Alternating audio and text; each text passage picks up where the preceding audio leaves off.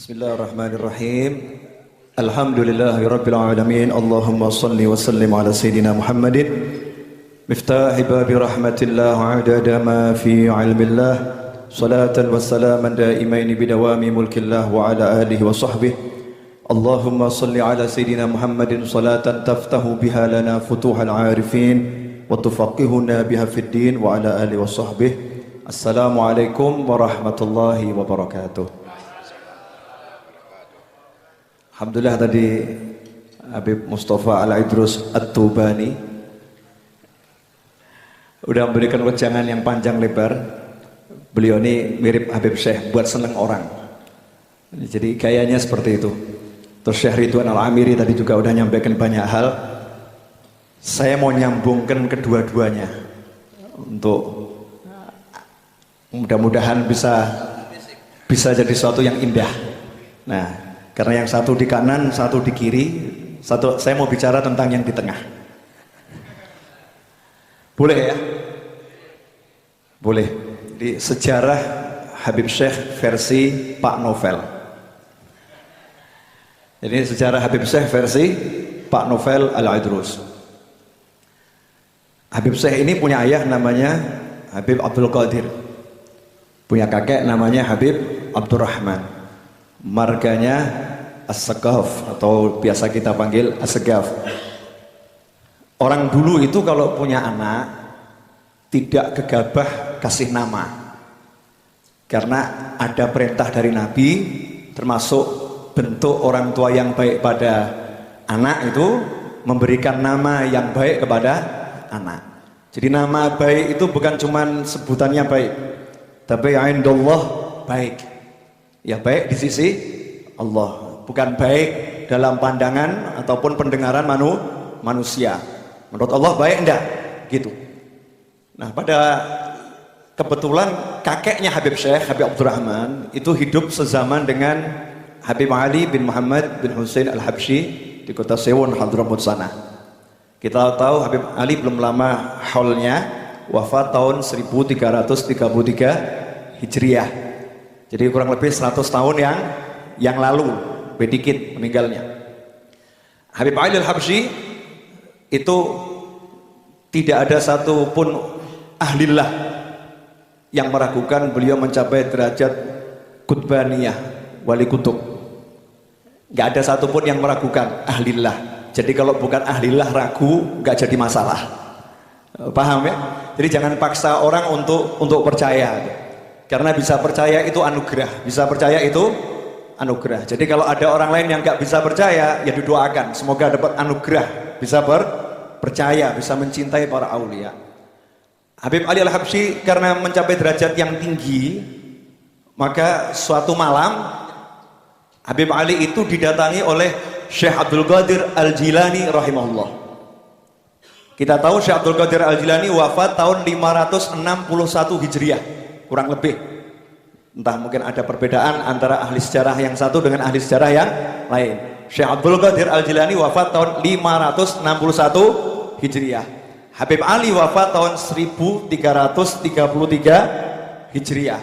Berarti sekitar 700 sekian tahun kemudian. Ya, setelah 700 tahun kemudian, Syekh Abdul Qadir Al-Jilani mendatangi Habib Ali dalam mimpi. Ketemu. Nah, di situ Syekh Abdul Qadir Al-Jilani berwasiat, "Ya Ali, wahai Ali, tolong sebut-sebut saya di majelismu." Syekh Abdul Qadir Al-Jilani minta tolong sama Habib Ali karena yang megang derajat kutbaniyah, kutub di masa itu adalah Habib Ali. Tolong sebut-sebut saya di majelismu. Karena Habib Ali orang yang sangat dicintai oleh Nabi Muhammad sallallahu alaihi wasallam. Paginya kakeknya Habib Syekh itu datang menemui Habib Ali dan mengatakan, "Habib Ali, saya dapat anak laki-laki. Saya dapat anak laki-laki, tolong diberi nama." Nah, orang tua zaman sekarang ini kan sok pinter ya. Kadang udah dikasih nama sama gurunya, dikasih nama sama kiainya, kasih nama sama habibnya gitu ya. Terus merasa namanya kurang cakep, terus ngarang sendiri. Nah, kalau orang dulu lain, cari berkahnya dari orang-orang soleh, pasrah, bongkoan, gak mikir. Ya tidak mikir, karena fikirnya udah diserahkan kepada yang ahli mikir. Tolong kasih nama. Habib Ali ingat pesannya Syekh Abdul Qadir Al-Jilani, sebut-sebut aku di majelismu. Langsung mengatakan Semih Abdul Qadir, beri nama dia Abdul Qadir. Kemudian datang juga satu orang Habib namanya Habib Ahmad Asgaf, juga bilang ke Habib Ali, Habib Ali saya punya anak laki-laki, tolong kasih nama dia Abdul Qadir. Dua Abdul Qadir yang saya sebut ini, yang satu Habib Abdul Qadir bin Ahmad Jeddah almarhum, merupakan tokoh senior para habaib yang beberapa waktu silam meninggal. Kemudian yang satu lagi ayahnya Habib Syekh Habib Abdul Qadir bin Abdurrahman Az-Zakaf. Lantas siapa ayah beliau?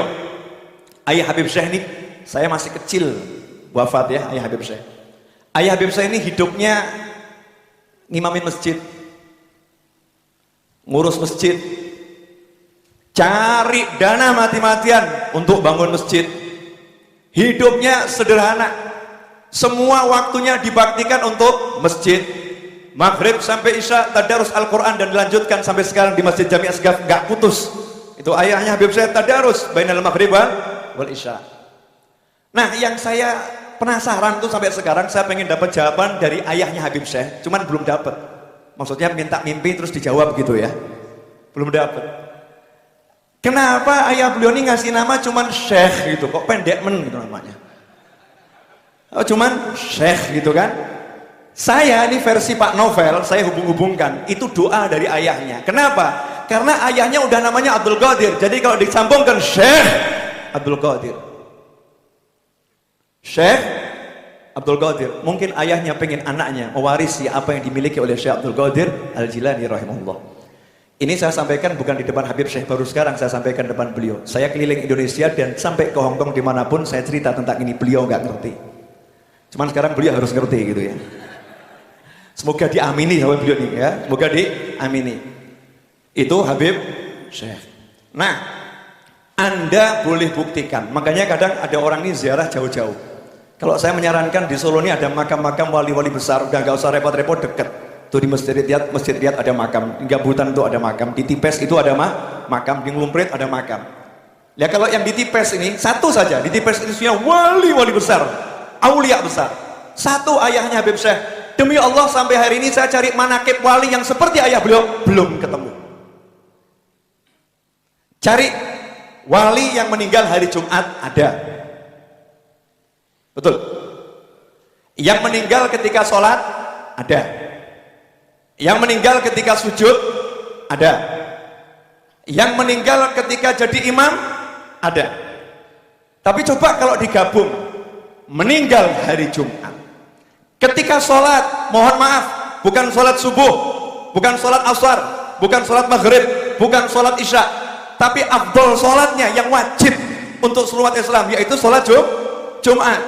Meninggalnya hari Jumat dalam kondisi sedang sholat Jumat. Ini kalau kita hitung di dunia jumlahnya semakin kecil enggak? Cari di Google coba nanti. Cari di Google ya. Ketemu berapa orang nanti? Insya Allah nggak ketemu. Meninggal hari Jumat, sholat Jumat, posisinya dalam keadaan sujud. Itu nanti kalau kita search di Google, mesin pencarian Google, jumlahnya akan semakin sedikit. Jumat, ya kan? Sholat Jumat, sujud.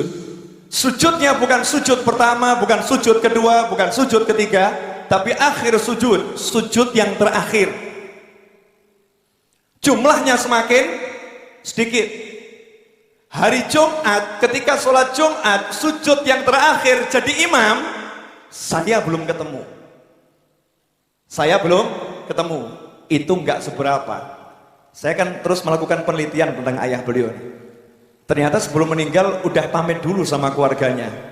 Mau berangkat ke masjid gak balik. Ganti baju baru, kaos baru, sarung baru, semua serba baru, bilang ini mau meninggal dunia. Sampai di masjid di saf kedua, saya masih ingat kisah dari Al-Habib Muhammad Najib bin Toha bin Abdul Segaf. Habib Najib itu, beliau mengatakan saya posisi di saf kedua dipanggil sama Habib Abdul Qadir. Ya Najib ta'al, kamu hari ini sholatnya di saf pertama persis di belakang saya. Nanti kalau terjadi sesuatu dengan saya dalam sholat, tolong gantikan saya. Habib Najib masih muda waktu itu. Artinya udah pesan. Yang saya kaget, baru 2-3 hari yang lalu ada tamu ke rumah saya, salah seorang anak dari Habib Hadi Asgaf, anak dari Habib Hadi Asgaf Jakarta, Indo, pernah tinggal di Solo. Habib Hadi ini salah satu teman baiknya ayah Habib Syekh. Ternyata satu hari sebelum meninggal, jadi hari Kamis, ayah Habib Syekh itu main ke rumah Habib Hadi dan mengatakan, ya akhi, besok saya mau meninggal. Besok saya mau meninggal. Carilah di dunia ini seorang wali yang meninggal di hari Jumat, sholat Jumat, sujud yang terakhir, jadi imam dan pamitan dulu sebelum meninggal dunia. Belum ketemu, makamnya di Tipes. Makamnya di Tipes tuh deket tuh sama Lotemat. Datang tuh Jumat ke sana ziarahin. Wali Songo dikelilingin. Wali yang satu ini kita cari nggak ketemu, tapi kita jarang ke sana. Betul atau betul? Betul atau betul? Ya, ziarahin. Walaupun kita udah ketemu sama putranya, itu akan sangat menyenangkan orang tuanya juga kalau kita ziarah ke sana. Sampai di sini jelas. Jadi kalau Habib Syekh begini kan pantas ya. Saya punya satu rahasia lagi yang udah lama saya pendam, malam hari ini mau saya sampaikan. Boleh Beb ya? Insya Allah nggak jadi fitnah. Almarhum Habib Anis itu beberapa kali diundang Habib Syekh untuk hadir maulid di Mertodranan, maulid tahunan beliau. Cuman beberapa kali berhalangan nggak hadir, betulnya Beb ya? Malam-malam Habib Anis dalam kondisi yang kurang sehat. Saya duduk dengan beliau persis di ruang dalam di depan televisi. Habib Anis lagi duduk, saya duduk di seberangnya gitu. Tiba-tiba Habib Anis kemudian berdiri. Terus saya nanya, mau kemana Habib? Mau ke tempat Syekh. Kemudian saya buntutin masuk kamar. Beliau ambil ridaknya seperti ini. Ya. Kemudian beliau berkata, dan ini perlu saya sampaikan biar orang tahu. Beliau mengatakan, malam ini saya akan lantik Syekh jadi Habib. Jadi kalau saya meninggal dunia nanti, di Solo ada yang bisa dipandang. Di Solo ada yang bisa dipandang. Saya sebutkan semua ini sebagai wujud syukur. Ya, biar Anda semua bisa bersyukur. Adanya Ahbabul Mustafa, adanya Bustanul Asyikin. Anda di tempat yang benar gitu loh. Di tempat yang tepat. Di tempat orang-orang keturunan orang-orang soleh. Ini ayahnya meninggalnya nggak ada duanya di dunia ini. Jadi kalau kita nyambung sama anaknya, insya Allah kan anaknya bisa ngomong sama bapaknya. Bah, itu teman anak, bah, tolong itu, bah. Ini Habib Mustafa nih sahibi, bah, tolong nih, bah. Ini ada novel nih Al-Gadrah ini. Novel yang Gadrah ini sahib saya nih, bah. Tolong nih, bah. Tolong di apa namanya, diberi syafaat juga. Itu satu. Saya bilang tadi ada dua. Yang kedua, masalah sholawat. Ini Syekh Ridwan Al-Amiri ini muridnya Habib Umar bin Muhammad bin Salim bin Hafid. Dan perlu umat Islam Indonesia dan dunia mengerti, dulu gak ada yang kenal Habib Umar bin Muhammad bin Salim bin Hafid, gak ada. Habib Anis duduk di Zawiyah Masjid Riyadh baca kitab Tajul Aurus karya Habib Ali bin Husain Al-Attas sampai khatam. Kemudian beliau berkata kepada jamaah yang ada di situ, kita akan ziarahi orang-orang yang kita baca ini ke Hadramut. Maka dibuat kelompok ziarah terbesar pertama setelah sekian puluh tahun. Dan beliau mengatakan, saya akan cari anak muda yang alim, yang bisa ceramah, akan saya bawa ke Indonesia. Agar anak-anak ini belajarnya ke Hadramut, bukan ke negara yang lain. Agar nyambung lagi hubungan Indonesia dan Hadramut yang sudah terputus. Datang Habib Umar, gak ada yang nyapa, gak ada. Habib Umar, Habib Ali Jufri, dan Habib Muhammad bin Ali bin Abdul Qadir Munsib. 3 orang ini. Yang saya tahu 3 orang ini. Yang pokok Habib Ali Al-Jufri, Muhammad bin Ali Munsib, kemudian Habib Umar bin Hafid. 3 orang ini kemudian setelah Habib Umar ceramah, Masya Allah, kaget orang-orang. Habib Anis berkata bahwa ini Habib Umar ke Jawa Timur, datang ke pesantren-pesantren. Naik mobil saya, jangan izinkan satu orang pun masuk mobil ini, siapapun orangnya, kecuali bertiga ini. Biar yang 3 ini bisa nyaman di mobil, nggak disuk-suk orang.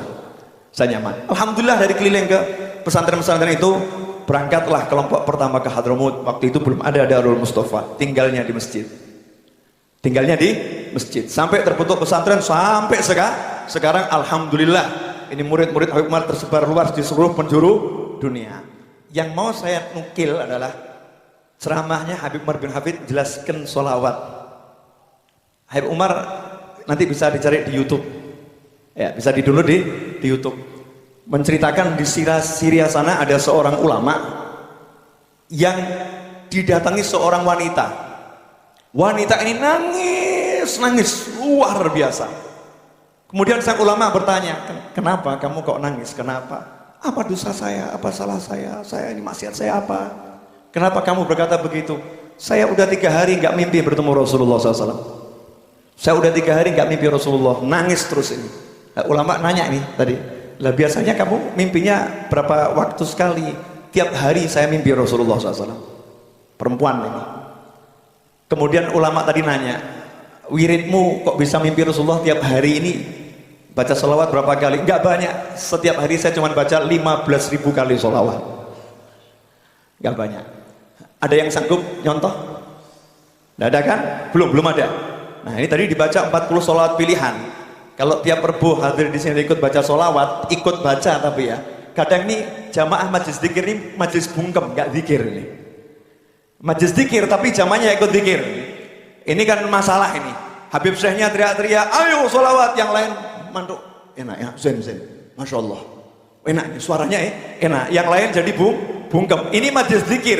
Majelis dzikir itu ya semua ikut berzikir. Yang belum punya bukunya ya cari bukunya. Kalau dijual ya dibeli. Kalau nggak ada ya difotokopi. Kemudian dibaca, diteriakkan dengan suara yang keras.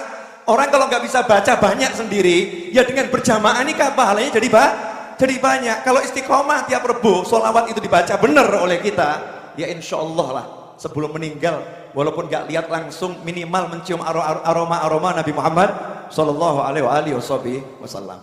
Itu yang dapat saya sampaikan. Sepurone ingkang kathah. Ini Pak Novel bisanya ngomong begini. Bib, jazakumullah khair atas waktunya. Saya mengundang resmi Habib Syekh untuk membuat majelis di Majelis Ar-Raudhah, sholawatan terserah waktunya kapan. Terima kasih Habib. Jazakallah khair. Ini undangannya kok lewat ceramah kabeh. Habib Mustafa lewat ceramah, Habib Novel lewat ceramah. Alhamdulillah. Insyaallah siap Habib. Insyaallah siap kita sholawatan di Ar-Raudhah.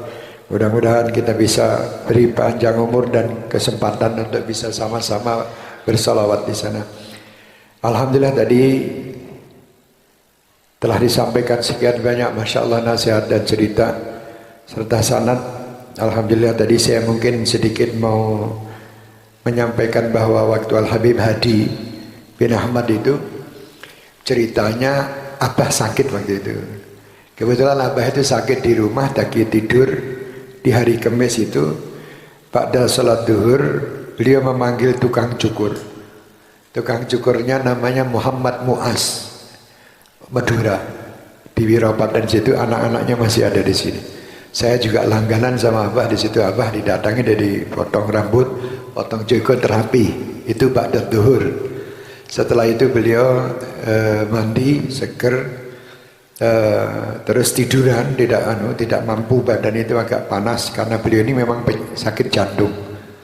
Beliau suruhan putranya untuk memanggil Ustadz Hadi. Dipanggil Ustadz Hadi sampai di rumah. Ustadz Hadi itu guru saya.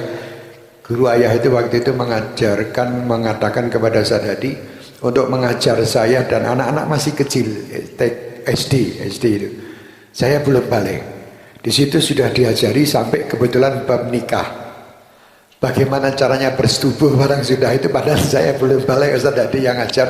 Setiap tak ada sholat Jumat di rumah sebelah rumahnya Akhina Abdul Aziz, mantunya Zuhdi Abadi Abdul Aziz itu. Di situ kita biasanya.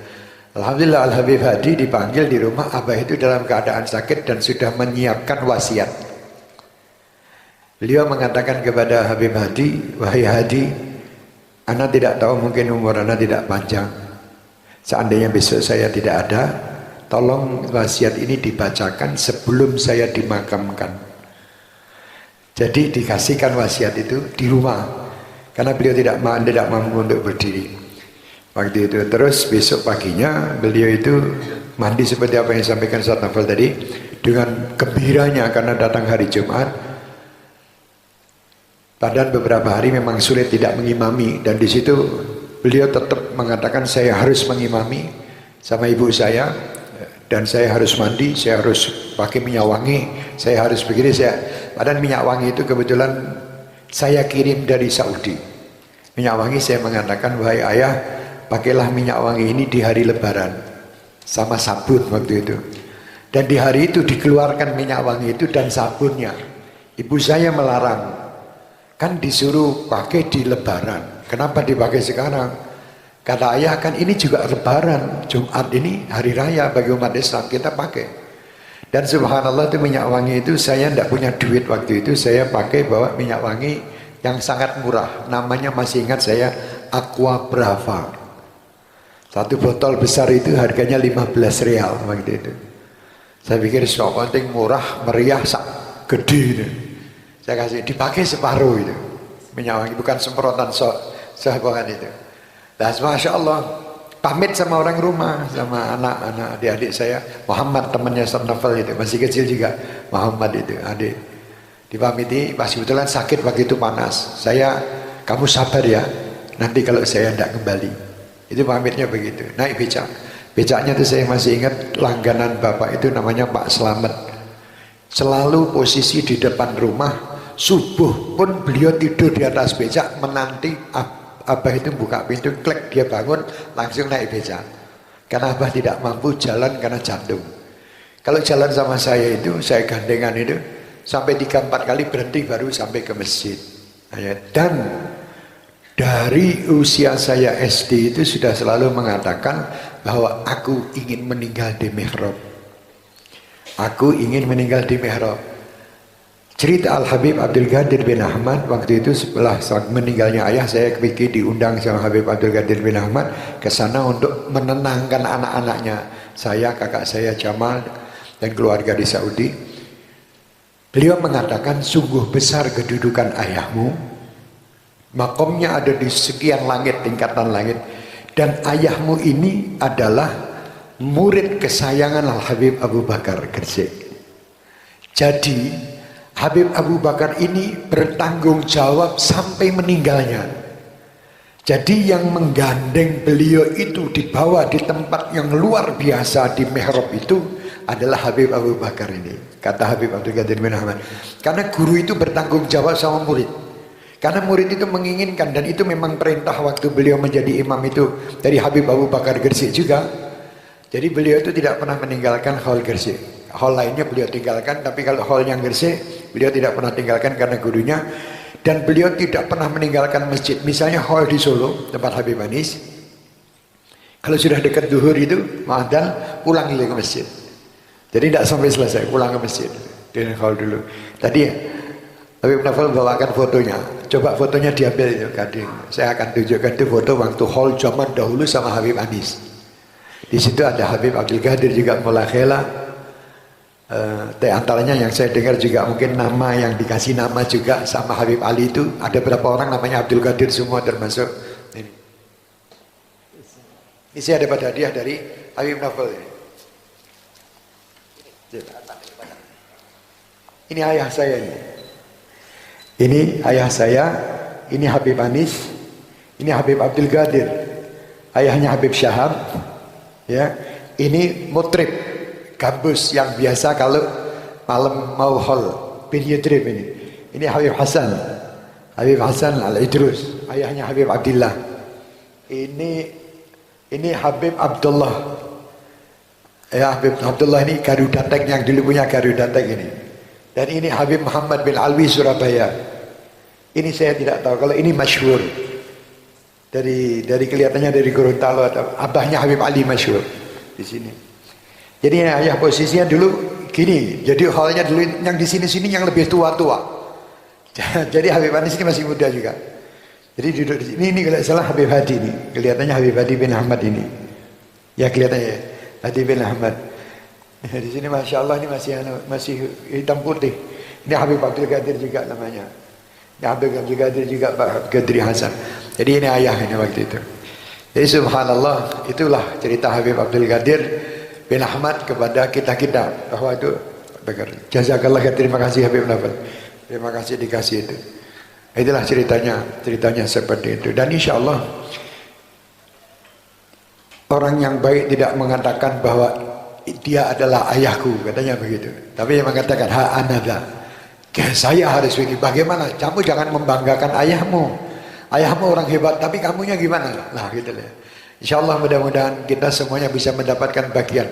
Kami kadang-kadang malu kalau sudah mendapatkan cerita ayah yang seperti itu, luar biasa. Kami tidak bisa seperti beliau. Memang waktu nama itu kebetulan ada Al-Habib Syekh Al-Jufri, tetangga kita, masih famili Al-Habib Idrus Palu. Habib Idrus Palu Jufri. Lah saya ini ngelendot terus kepada istrinya Habib Syekh Al-Jufri ini, tonggo dulu. Akhirnya jadi karena nama saya Syekh, Habib Syekh itu seneng. Dan ayah itu ngasih nama Syekh, ya itu tadi kepingin, maksudnya kepingin jadi guru, malah jadi ini koyong ini. Jadi orang sekarang mungkin banyak keliru kalau manggil Syekh Abdul Qadir, padahal Syekh bin Abdul Qadir. Amin. Jadi seperti itu. Ya mungkin ayah mungkin seperti itu. Dan kalau dihubung-hubungkan mungkin ayah itu karena rindu juga dengan Habib Ali. Apa yang disampaikan Habib Ali, dan Habib Ali rindu sama Syekh Abdul Qadir Jilani. Luar biasa.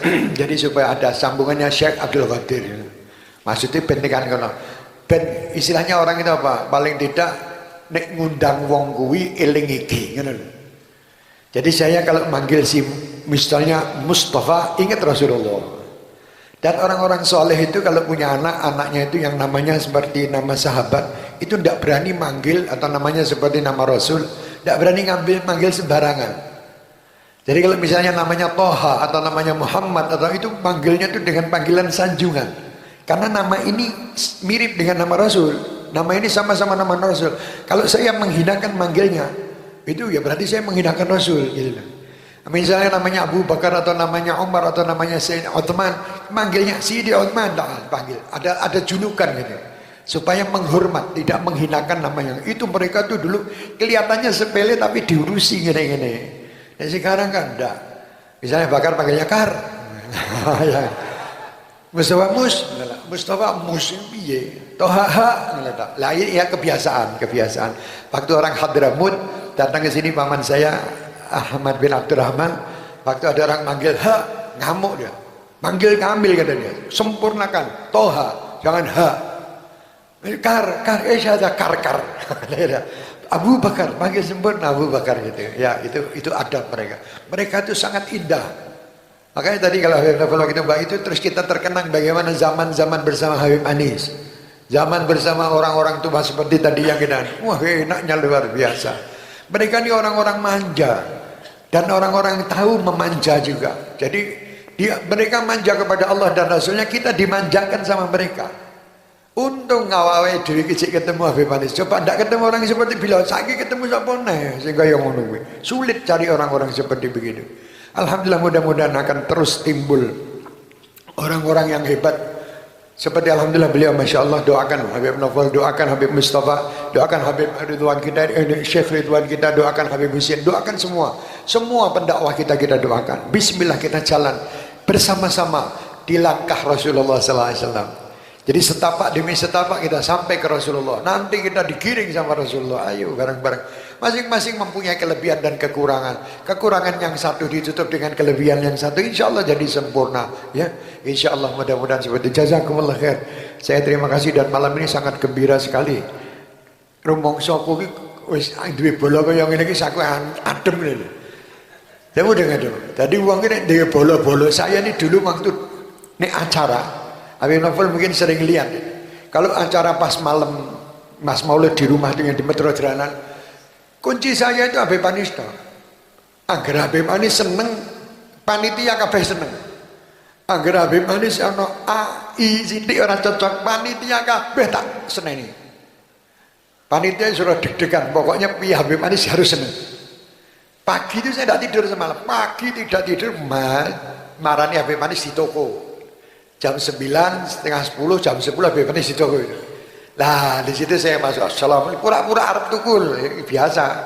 Assalamualaikum, salam, mau tahu komentarnya apa?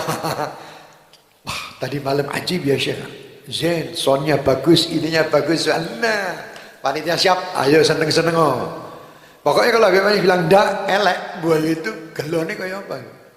Dan terakhir itu luar biasa waktu itu, betul apa yang dikatakan Habib Novel dari Habib Manis dalam keadaan tidak enak badan dari Jakarta itu, pusing dan terlambat, datangnya terlambat. Tapi terus waktu saya sampaikan mic-nya itu, Habib Manis, ajib, ya khair syekh, ya khair mic, ya zain, sot zain.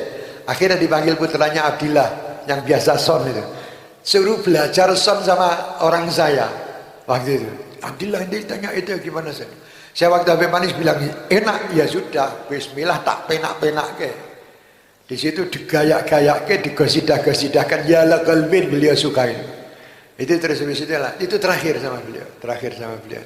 Waktu itu sempat sudah waktu Bukhari, kita sama Habib Novel, sama Ustaz Nabil, Ustaz Umar waktu itu rencana mau ke Malaysia, diajak, ditanya, ya Syekh punya paspor? Punya, si monotok pakai. Walaupun saya waktu itu belum siap ada Habib? Ada. Subhanallah, siangnya dapat kabar dari Habib Novel, juga dapat kabar nih Habib Manis jatuh itu. Akhirnya tidak sempat.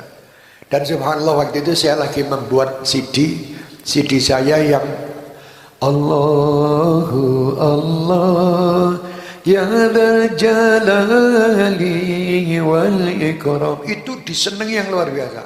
Sampai kalau ketemu itu tidak ada ucapan lain kecuali Allahu Allah Habib Manis. Padahal maksudnya beliau ingin berbicara lain. Tapi yang keluar Allahu Allah. Akhirnya orang-orang dikira Habib Manis mau gosidah. Kita saya Allah gitu terus. Subhanallah. Allah yarhamu. Mudah-mudahan dengan mengingat mereka, kita ini selalu alhamdulillah mendapatkan berkah mereka. Seperti sampai kita ini masya Allah, ayah beliau juga namanya Abdul Qadir Minabari. Ayahnya beliau ini termasuk orang yang sangat setia sama ayah saya dalam urusan pembangunan, sama almarhum Amin Barak Songkar. Itu luar biasa. Beliau berdua ini sama juga ada Abdul Qadir waktu itu bin Muhsin, ya Ambon di situ. Mereka ini luar biasa sama ayah itu waktu bangun masjid itu. Luar biasa lah orang-orang hebat. Allahumma ighfir lahum warhamhum wa'afihim wa'fu anhum. Allahumma ya Allah ya Rabbi fanfa'na bi barakatihim wahdina al-husna bi hurmatihim wa amitna fi tariqatihim wa mu'afatin min al-fitani. Allahumma inna nas'aluka al-'afwa wal 'afiyah wal mu'afati ad-da'imah fid din wad dunya wal akhirah. Allahumma inna nas'aluka al-jannah wa na'udzubika min sakhatika wan nar. Allahumma inna nas'aluka min khairi ma sa'alaka minhu nabiyyuk wa habibuk Muhammad sallallahu alaihi wasallam wa nasta'iduka min syarri ma sta'adaka minhu nabiyyuk wa habibuk Muhammad sallallahu alaihi wasallam. Allahumma ya Rabb, sebagaimana kami mendengar cerita para salihin, jadikan kami ya Allah pecinta-pecinta mereka dan dapat mengikuti mereka, menggembirakan mereka, terutama guru-guru kami ya Arhamar Rahimin. Jadikan mereka saat ini gembira, orang-orang tua kami saat ini gembira. Allahumma ya Allah, sebagaimana semua yang diingat ya Rabb di majlis ini, kami berharap ya Allah agar kami selalu diingat oleh mereka pula. Allahumma ya Arhamar Rahimin, jadikan kami selalu diingat mereka di alam barzakh mereka, hingga kami bisa berjumpa dengan mereka ya Arhamar Rahimin. Sebelum kau ambil nyawa kami, Allahumma ya Allah, jadikan kenikmatan-kenikmatan yang mereka rasakan dan kenikmatan sewaktu kami mendengar cerita-cerita mereka, kenikmatan yang akan membawa kenikmatan bagi kami ke depan ya Arhamar Rahimin. Allahumma ya Rabb, panjangkan umur kami, panjangkan umur para habaib kami, para kiai kami, para ulama kami dan seluruh jamaah kami, serta semua yang mengikuti acara-acara majlis kami. Allahumma ya Allah ya Rabb, makmurkan kota kami ini dengan majalisil ilm, majalis dzikir, majalis salawat ya Arhamar Rahimin, bijahin Nabi wa man yuhibbun Nabi wa ila hadratin Nabi bisirril Fatihah.